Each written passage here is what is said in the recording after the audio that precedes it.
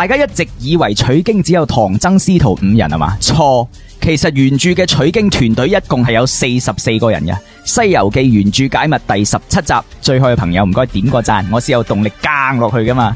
取經路上邊嘅解密會一集比一集精彩，會完全顛覆你嘅印象啊！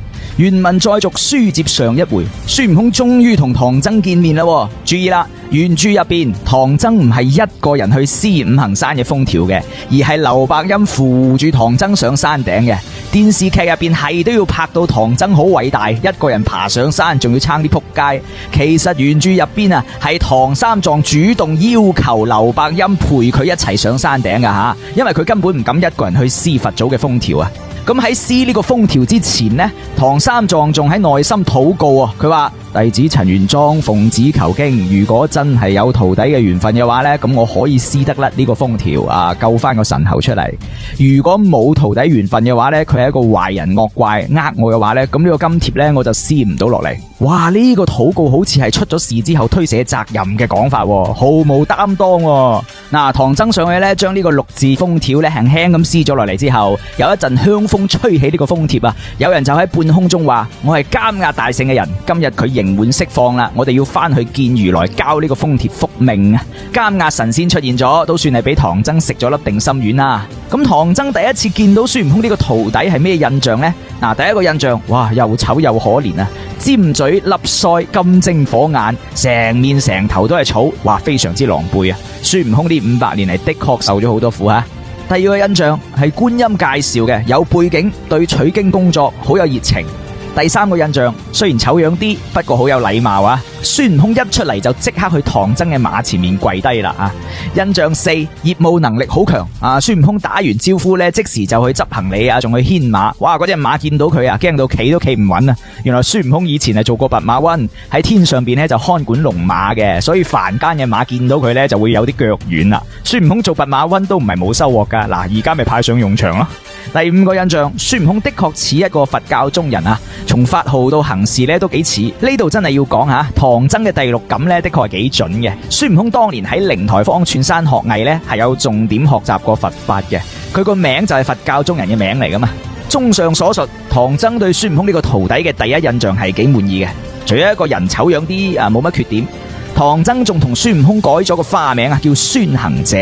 不過性格呢樣嘢呢，你係隱藏唔住嘅。隨住雙方不停咁接觸，各自嘅缺點咪嘭嘭聲咁出嚟咯。嗱，俗話講得好啊，有人嘅地方就有江湖，就有鬥爭。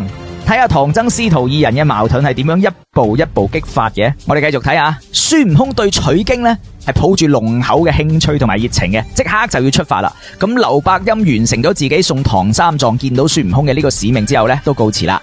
咁唐僧取經呢係為咗李世民可以超度自己喺地府嘅仇人啊嘛。孫悟空取經呢係為咗自己嘅自由，為咗自己嘅前途。總之佢哋冇一個真係為咗取經普度眾生啦。不過相比之下呢，為咗自己嘅孫悟空呢，對取經係更加有興致嘅。嗱，取經團隊啊初步成型啦。咁邊個先係取經團隊真正嘅領導呢？之後嘅路上面啊，取經團隊發生嘅矛盾呢，大部分都係圍繞呢個問題產生嘅。一直講禮貌又有文化嘅馬騮，係點樣慢慢成為唐三藏嘅噩夢嘅呢？唐三藏救咗孫悟空之後呢，孫悟空兜頭一棍就打死咗一隻老虎啦！哇，打到老張同埋啲老虎牙都飛晒出嚟啊！嚇到阿陳玄奘先生碌落馬感嘆：哇，劉伯溫前幾日打老虎啊，仲鬥咗成半日，哇，今日孫悟空一棍 KO， 果然係強中自有強中手啊！唐僧俾孫悟空嚇親咗，讚嘆孫悟空有本事嘅同時呢，亦都多咗少少不祥嘅預感啊！兩個人當晚就喺老陳屋企借宿一晚啊！孫悟空用咗打死嗰隻老虎嘅皮呢，就整咗條虎皮裙嚟着。第二日起程嘅時候啊，兩個人就遇到咗6個強盜喎。嗱，呢6個賊呢，自我介紹叫做眼看喜、耳聽怒、鼻嗅愛、舌嘗絲、身本優同埋意見欲。嗱，呢6個名啊，大家稍為有啲常識都睇得出嘅，啱好就係對應佛教所講嘅眼耳鼻舌身意啦，就係人嘅6根6種感官，對應嘅係色聲香味觸法人嘅6塵。所謂6根不淨呢，就係呢個意思啦。嗱，6根清淨咪大徹大悟咯。孫悟空見到呢6個賊，笑住咁話：原來係6個賊仔啊嘛！喂，你認唔得我係你主人呢？你哋快啲將你哋打劫嗰啲嘢攞出嚟啦！我同你哋分咗佢，咪放過你哋咯。嗱，孫悟空講嘢係有言外之音嘅，佢話自己係6個賊嘅主人。咁問題係嚟啦，呢6個賊聽完之後呢，喜嘅喜，怒嘅怒，愛嘅愛，思嘅思，欲嘅欲，憂嘅憂。喂，呢6個賊點睇都唔似正常人啦，點解會有6種唔同嘅表情嘅？嗱，大家諗下點解啦？孫悟空即時攞出鐵棒，一個個冚唪唥打死晒，剝咗佢哋啲衫褲，搶埋佢哋啲盤川。孫悟空係最大嘅受益者啊！唐僧救咗孫悟空過五行山，孫悟空首先係打死一隻老虎，剝咗老虎皮，去老陳屋企度借宿。第2日呢，又遇到6個賊，6個賊同埋五行山之間嘅距離呢係唔到1日嘅路程嘅吓，而且呢度距離借宿嘅老陳屋企亦都非常之近嘅。點解6個賊唔去打劫老陳佢哋屋企，係都要打劫唐僧師徒呢？大家仲記唔記得啊？孫悟空係有獨一無二嘅分身法噶嘛？其實呢6個賊係孫悟空自己幻化出嚟嘅。嗱，從佢哋嘅名睇起身呢，都非常之符合佛家嘅思想啦。孫悟空點解要安排呢6個賊呢？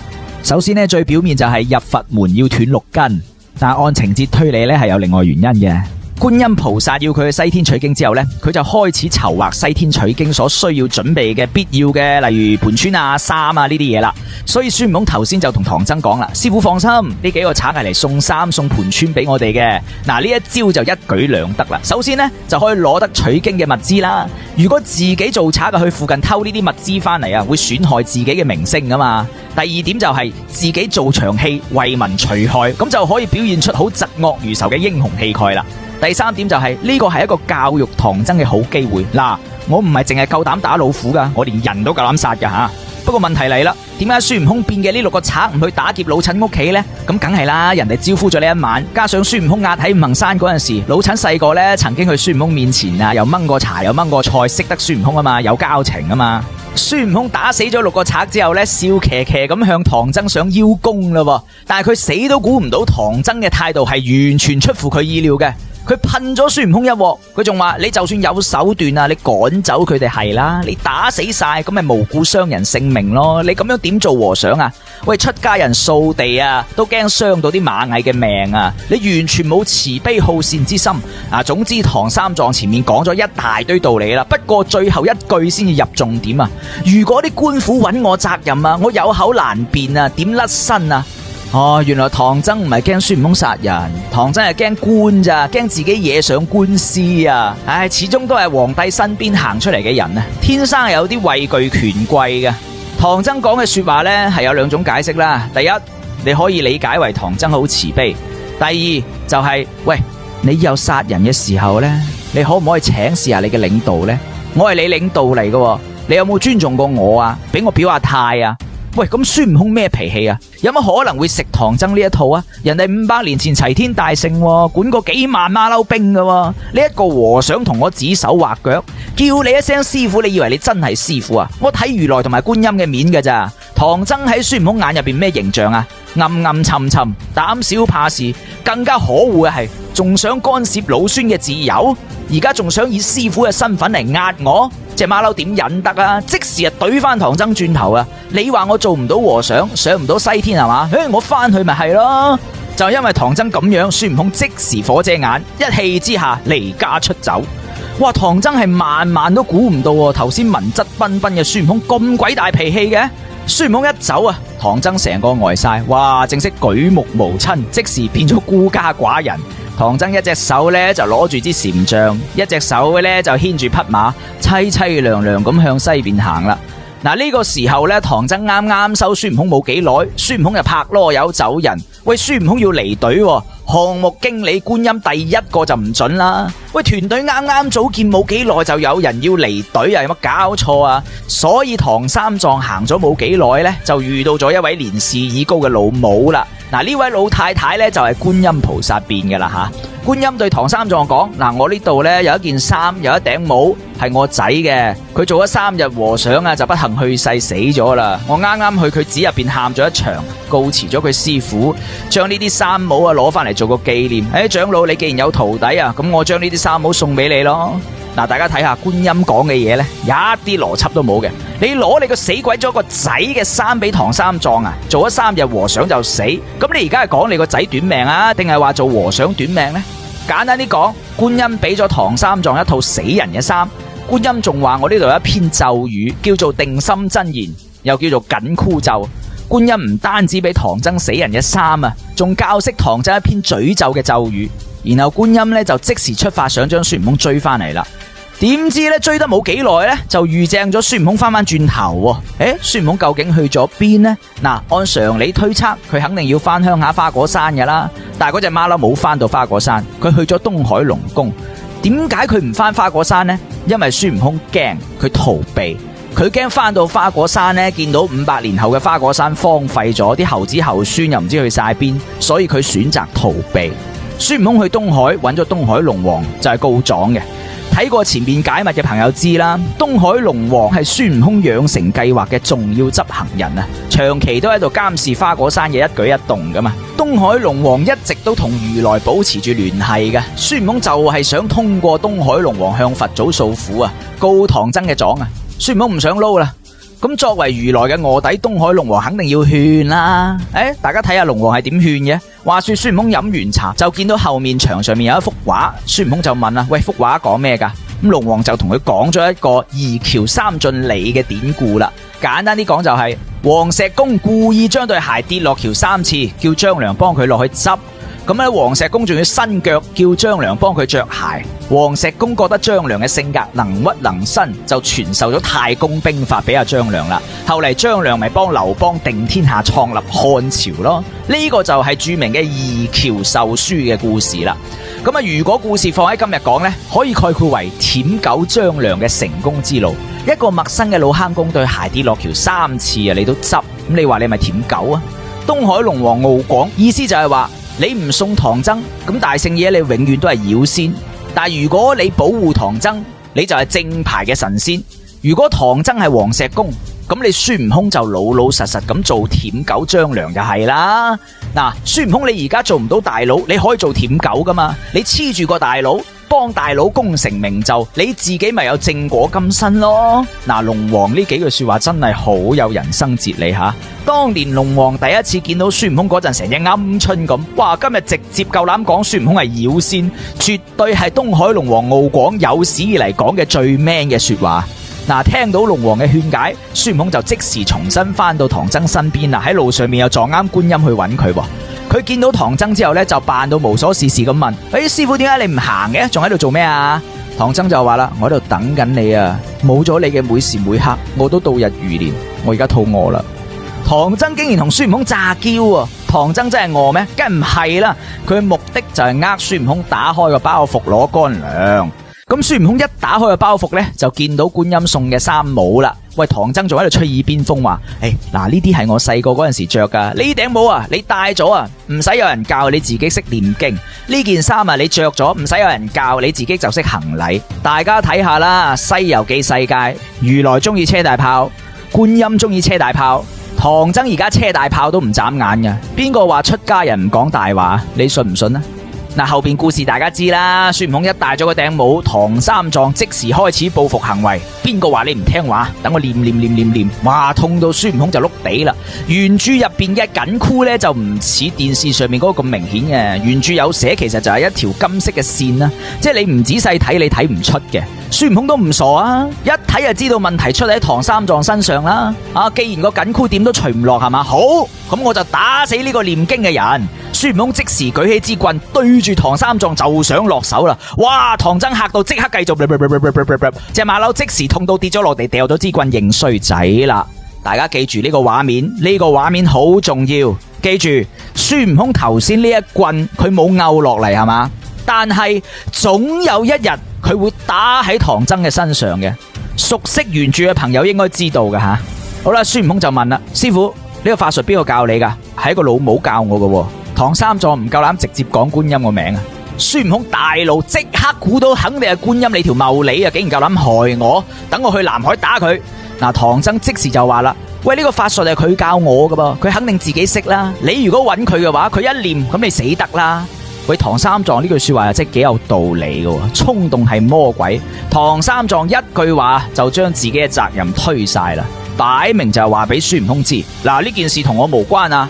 嗱，唐三藏雖然勸住孫悟空唔好揾觀音算賬，但係隻馬騮同埋觀音之間嘅仇呢係成功結咗噶啦。孫悟空絕對唔會就咁算噶。嗱，下一站觀音禪院，你睇佢點報仇？話說師徒二人繼續上路，哇，行下到冬天啊，跟住佢哋嚟到一個地方，孫悟空話：我記得呢度叫做蛇盤山應仇間啊！呢個地方孫悟空知係取經路線圖嘅一部分。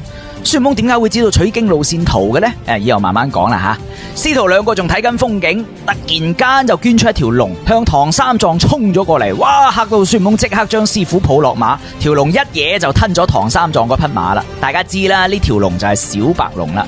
孫悟空同佢打咗幾場，小白龍打唔贏就匿埋。於是咧，孫悟空咧就叫土地出嚟問小白龍嘅來歷啊。土地就話啦，佢係觀音叫佢喺度等取經人噶。大聖，你只要揾觀音，自然就收服到佢啦。嗱，大家諗下啦，小白龍係咪真係要食唐三藏呢？小白龍食人嘅咩？啲土地話俾孫悟空知，小白龍喺應仇間係唔食人噶噃。咁佢做咩向唐三藏衝過嚟啊？嗱，後嚟觀音嚟咗啦，小白龍自己係點樣解釋噶？佢話：我尋日肚餓，食咗佢嗰匹馬，佢恃住自己有實力，我打唔贏佢，佢又鬧我咪閉門唔出嚟咯。佢根本冇提過佢係取經人嘅事噃。嗱，可疑嘅地方就嚟啦。首先，小白龍你一開始係向唐僧衝過去噶噃，其次你睇唔出唐僧條友係個和尚嚟嘅咩？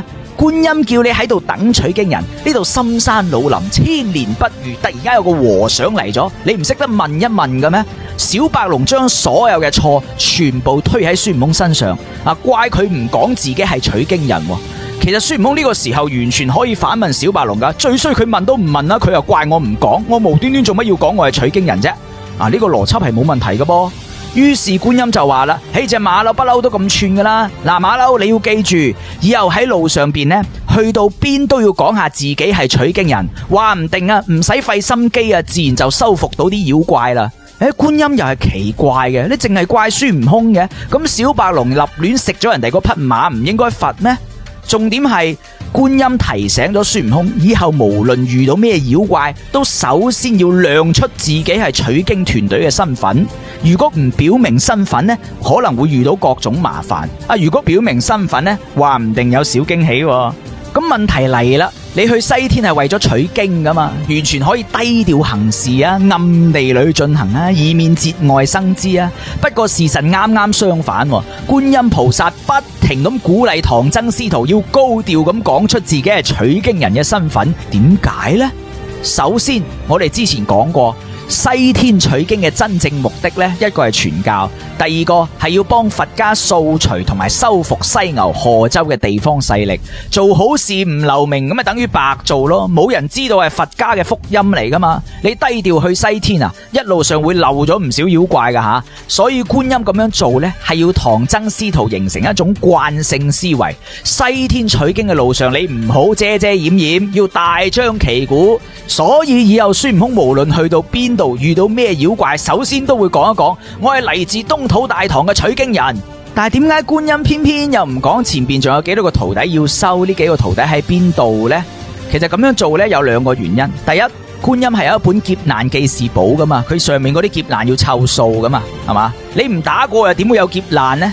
第二點，取經團隊每個徒弟背後呢，都係屬於唔同嘅勢力噶吓。我哋後邊去到再具體講下。而且取經隊伍嘅名額有限，唔係你想入就可以入得到噶噃。如來就安排咗3個位啦，係冇小白龍嘅位噶。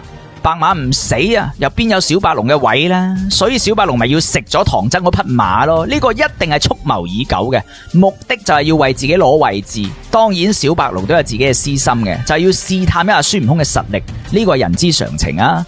既然我要入呢個團隊啦，我肯定要等團隊嘅領導知道我有咩料先得噶嘛，等佢哋唔敢睇小我啊嘛。所以從一開始小白龍就知道呢2個人就係取經團隊嘅人，呢個叫明知故犯。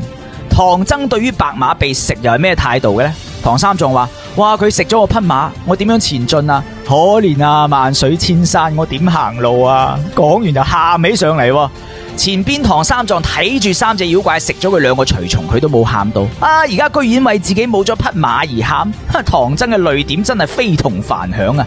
你呢匹白馬陪咗你行咗咁耐冇功勞都有苦勞啦，而家無辜俾小白龍食咗，你唔應該為你嗰匹白馬超度一下嘅咩？總之，唐三藏喊嘅原因概括起身就係一句說話：只為自己而喊，不為蒼生而喊啊！孫悟空見到唐三藏喊，佢邊度忍得住啊？即時就發火啦！師傅啊，你唔好咁鬼蛇龜得唔得啊？你坐低，等我老孫去揾佢，叫佢嘔翻匹馬出嚟。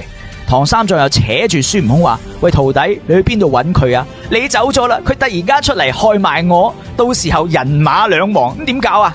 孫悟空聽咗唐三藏咁講啊，更加火遮眼啊！即時向唐僧大嗌啊：你咁鬼仆街嘅呢條友，又要馬騎，又唔俾我去揾，好啦，我哋喺度看住行，你看到老啦！馬雖然重要啊，但係命更重要啊嘛！唐三藏果然係有公主病啊！我哋睇下佢兩師徒嘅對話。徒弟鬧師傅冇用，咁多日以嚟，孫悟空肯定經常教訓唐三藏啦，講明孫悟空對唐僧嘅態度非常之唔好。點解會咁嘅？喂，孫悟空雖然係隻調皮馬騮，不過絕對係一隻尊師重道嘅馬騮啊！我哋睇佢之前對菩提祖師嘅態度就知啦。而且孫悟空啱啱從五行山解放出嚟嗰陣時啊，佢對唐僧係非常之尊敬啊！點解而家孫悟空轉變咁大嘅？因為孫悟空發覺唐僧根本就唔係咩高僧，仲自己戴埋緊箍咒，所以孫悟空對佢嘅敬意慢慢咪冇咗咯。呢度一定要講一講原著入邊嘅唐三藏嘅形象同電視劇入邊係差天共地嘅。原著入邊嘅唐僧啊，懦弱無能，貪生怕死，而且仲要自私自利。兩個人嘈緊交嗰陣時呢，聽到空中有人講：孫大聖咪嬲，唐長老咪喊，我哋係觀音菩薩差嚟嘅一路神仙，暗中保護取經者嘅。呢度就係重點啦。原來取經隊伍咁壯大根本就唔係一匹馬、一隻馬騮同埋一個人嘅事啊！仲有觀音喺天上面借嚟嘅4隻功曹、6丁6甲、5方揭帝，仲未夠啊！仲調嚟咗靈山嘅18位護教伽藍啊！佢哋嘅主要工作就係輪流保護唐僧，晝夜不離左右啊！孫悟空聽到有人講嘢啦，即時就話：你哋係邊個？我要點名。孫悟空叫呢班保鏢神仙點名報道呢，就係樹立緊自己喺取經團隊入邊嘅領導地位啊！唐三藏雖然係孫悟空名義上嘅領導，不過孫悟空自己係要做取經團隊實際掌權嘅領導嘅。咁樣講法，西天取經嘅成員呢，係唔單止只有唐僧師徒噶，仲有成班暗中保護嘅神仙噶。唐僧師徒在明，呢班神仙在暗。而且只有非常時刻佢哋先會現身嘅，我哋可以將呢班神仙命名為神仙保鏢隊啊！咁呢班神仙究竟有幾多成員呢？背後又代表邊個嘅利益呢？6丁6甲就12個人啦，4隻功曹5方揭帝就係9個人啦，再加上18位護教伽藍，加埋39個人。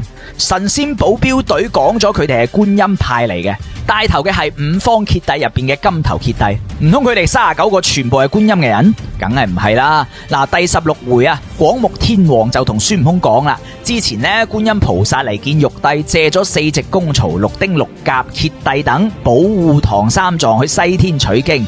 注意啦，廣目天王介紹話有功曹、丁甲、揭帝等。呢個等字就係關鍵啦，即係意味住嗰陣時嘅成員係未確定嘅，唔止呢3班人嘅。事實證明後邊仲加入咗18位護教伽藍，因為啲大佬之前仲開緊會博弈緊嘅，仲未確定到最後嘅人員名單噶。18位護教伽藍係最後尾先加入嘅，即係原定計劃入邊係冇佢哋噶啦。咁點解原定有功曹啦、有丁甲啦、有揭帝啦，伽藍點解要加入呢？而家就同大家解密下啦，呢個神仙保鏢隊嘅人選一共係經歷咗2次會議決定嘅吓。第一次會議就係玉帝同埋太上老君嘅博弈啦。第33回玉帝係有講嘅，之前觀音嚟話放咗孫悟空保護唐三藏，朕呢度又派咗5方揭帝、4隻功曹輪流護持。咁玉帝口中嘅人員係揭帝同埋功曹，即係話玉帝眼入邊只認揭帝同埋功曹。所以揭帝同埋功曹兩班人一定係屬於玉帝嘅人。後面取經途中只要係揭帝同埋功曹露面，都係幫緊玉帝講嘢同埋做嘢嘅。尤其是係功曹玉帝要殺犀牛精嗰陣時功曹出嚟為孫悟空指路；玉帝要收翻灰木狼嗰陣時功曹仲出嚟參戰添啊！咁6丁6甲係邊個嘅人啊？伽藍又係邊個嘅人呢？首先講6丁6甲，佢哋係原定人選嚟嘅。呢回收小白龍第一次出場就有佢哋啦。帶頭嘅係金頭揭帝，係玉帝嘅人。不過金頭揭帝介紹成員嗰陣時佢係先介紹6丁6甲，五方揭帝、四隻公曹嘅。